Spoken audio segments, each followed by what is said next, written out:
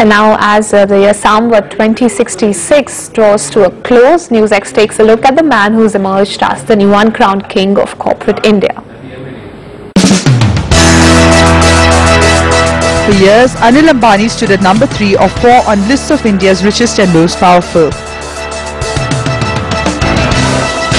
But over these last 12 months, the younger Ambani has pulled off so many coups that Vanity Fair now lists him as India's most powerful man.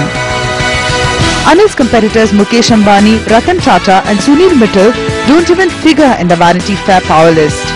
In the corridors of powers, the whispers are the same. This is the year of Anil. Astute power plays have allowed him to rake in billions for himself and his shareholders.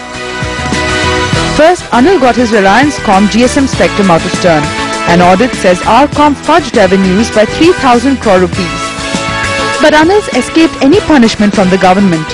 Then Anil got his Reliance Power permission to sell coal meant for its incomplete Sasan mega power plant in the open market. No other company, not the Tatas, not GMR, has ever got this windfall. The net benefit to Anil and his shareholders, a humongous 30,000 crore rupees. Anil's also flipped Ratan Tata by shaking off popular land acquisition protests in Dadri. The forced acquisition of 2,500 acres of land there for Reliance Power was masterminded by Amar Singh of the Samajwadi Party. But Anil's kept Mayawati from doing a Mamata and is still holding on to the land. That's 10,000 crore more for Anil and Reliance Power. Reliance Power also got an astonishing 50,000 crore rupees in sops from the SP government. Then Anil's $825 million deal with Steven Spielberg quickly established him as a force in Hollywood. Anil's gas dispute with brother Mukesh is another sign of his clout. Through an aggressive PR campaign, Anil's challenged the government's entire gas policy, even using powerful lawyers to push New Delhi into allowing him to trade in gas, something no one else is allowed to do.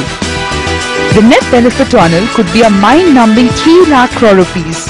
Then, when Air India was going broke, Anil's Reliance Capital won an $8.9 billion contract to insure the national carrier. New India Assurance said Reliance Capital cheated, but today the Maharaja's planes still fly Reliance Capital's colours. Reliance Capital also stunned the loud street when it became one of only 6 private companies allowed to manage public pensions. Again, the benefits of this run into thousands of crores. But perhaps the best show of Anil's power came in a bizarre case. Swiss bank UBS suddenly stated that some $500 million Anil Ambani had raised in the UK was illegally used to prop up the stock price of other Anil Ambani companies. Yet again, Anil proved untouchable. He said rogue bank employees did it, and the Reserve Bank quietly accepted that. Competition and policy makers are one thing, but Anil has shown he has the power that most powerful politicians also only dream of to escape the wrath of angry citizens. This summer, New Delhiites getting their electricity from Anil's BSES began getting astronomical bills. Many morchas later, BSES has sidestepped accusations of meter fixing by blaming the excess billing on faulty software. Meanwhile, none of Anil's new power plants is going anywhere. But Anil's managed to convince the 2 million shareholders who gave him 20,000 crore that it's his brother Mukesh's fault. So what is the source of Anil's awesome power? Well, there's no denying that he's truly his father's son, a true financial wizard. But then there's also raw political power.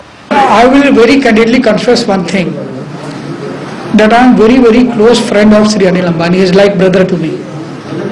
So it will always be construed, even if I speak truth, that I am batting for Mr. Anil Ambani. For one thing, Anil has a political party to call his own. Anil also has friends in all parties. The DMK's A. Raja, who runs the telecom ministry, is an Anil Ambani favourite. Anil's ties to the BJP mean the party has still not even made a comment on Anil's demand for trading in gas. Congress leaders like Power Minister Sushil Kumar Shinde and Ahmed Patel keep Anil close to the grand old party. Perhaps Anil's greatest gift is his ability to befriend otherwise hard-nosed bureaucrats. Charming, witty and friendly, Anil Ambani comes to New Delhi every Wednesday to build close friendships with the men who really run India. TK Nair, Principal Secretary to the Prime Minister, is one of those who meets Anil every week. Attorney General Ghulam Manawati is so important to Anil that when he was appointed to his position, Anil's people distributed sweets in the Law Ministry. Cabinet Secretary K. Chandrasekhar is so close to Anil that the two are reported to have met almost 30 times in the last 90 days. No other industrialist enjoys this kind of access to the country's top administrators.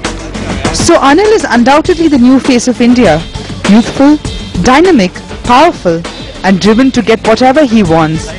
Once the poorer younger brother, Anil's power moves in the past year will bring in an imagination-defying 5 lakh crores. Yes, you heard right, 5 lakh crores over the next many years. The nation will be watching to see what he does and accomplishes in the new year.